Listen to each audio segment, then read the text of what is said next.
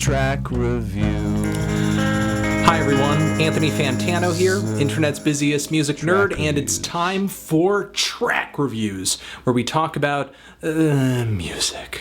And in this track review, we're talking about a brand new track from California rapper Hopsin. The dude is a XXL freshman who's amassed some huge hype over a very short period of time with some multi-track projects, yes, but mostly his Ill Mind of Hopsin song series. And as he's been releasing more singles under this Ill Mind of Hopsin title, he's been trending more and more and more toward this social, conscious, deep lyrical theme. With Ill Mind of Hopsin 4, he was throwing out disses to Tyler the Creator, fake rappers out there, why he is an alternative and sort of a savior to hip-hop right now, throwing out lots of funny punchlines while making fun of his fans a little bit and casting himself as a social outcast. And then there is Ill Mind of Hopsin 5, which was kind of a trio of critiques. One verse making fun of dudes that are essentially partying, pot-smoking, motivationless losers, with the following verses making fun of girls who want that perfect guy, that Romeo, but they can't seem to find him because of their own bad decisions,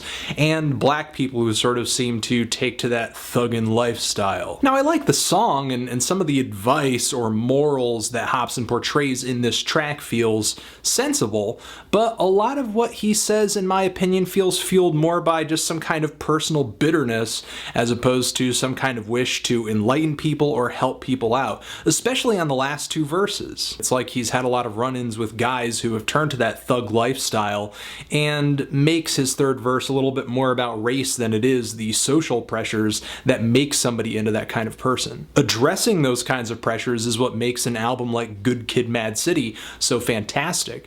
And Hopsin's failure to understand, or at least display some kind of understanding of the way all of these cogs work together, makes him an MC I can only take so seriously. Take a listen to the rebuttal that New York MC My Son did to that Hopsin track, addressing the third verse specifically, and going into all the details that make somebody that kind of person. And again, with this new track of Hopsin's, I don't really feel like he's addressing larger issues. Again, we're given a situation where Hopsin is in emotional pain, he's upset, a friend of his is essentially losing his life to a drug addiction, he does meth, it destroys his life, his friends' lives, his family's lives, and Hopsin has all of these memories of the past that him and his friend have together too. And this song, despite the fact that a drug addiction is really a life-changing thing, doesn't go much deeper than this, really. Honestly, it needs to. If the kind of cursory storytelling that Hopsin displays in this track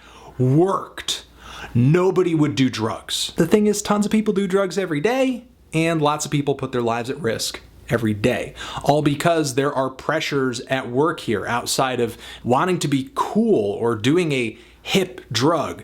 Even with all of the attention around crystal meth right now, with fantastic TV shows like Breaking Bad, I'm yet to run into anyone that thinks that doing crystal meth is cool or hip. Nobody is doing meth to get into the meth social circle. I think the best things about this track are not only Hopsin's flow, which is always solid, but some of the details here and there that he delivers having to do with his relationship with his friend, and kind of having those self-doubts where he's thinking to himself, could I have stopped him? Could I have prevented this? What could I have done? Instead of going deeper into this, Hopsin essentially lays all of the blame on his friend and is really angry and bitter about it. Again, that bitterness kind of preventing him from asking those bigger questions. Instead, he gets nostalgic about rapping with him, playing Nintendo 64 with him, and while that does make it emotionally engaging in a sense, it also sort of makes it feel like a PSA, which has just a hint of fakeness to it, but I don't suspect that the song is fake, considering that this isn't the first time Hopsin has tried to address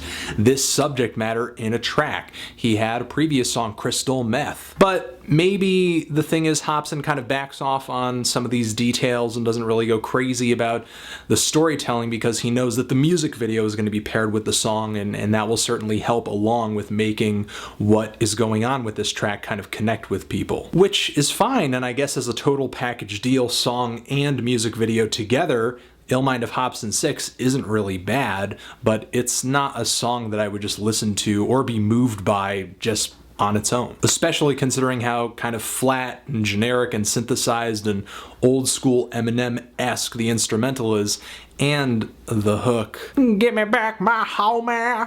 I gotta say, I'm just really kind of left out in the cold on 6. While I see that this track is the most personal he's delivered so far in this Ill Mind of Hopsin series, it feels like a lot of the bitterness that Hopsin harbors in his tracks gets in the way of making some lyrics that are actually interesting and get people thinking. If you've given this track a listen, what did you think of it? Did you love it? Hate it? Why? What do you think I should review next? And that's it. Anthony Fantano, Ill Mind of Hopsin, forever.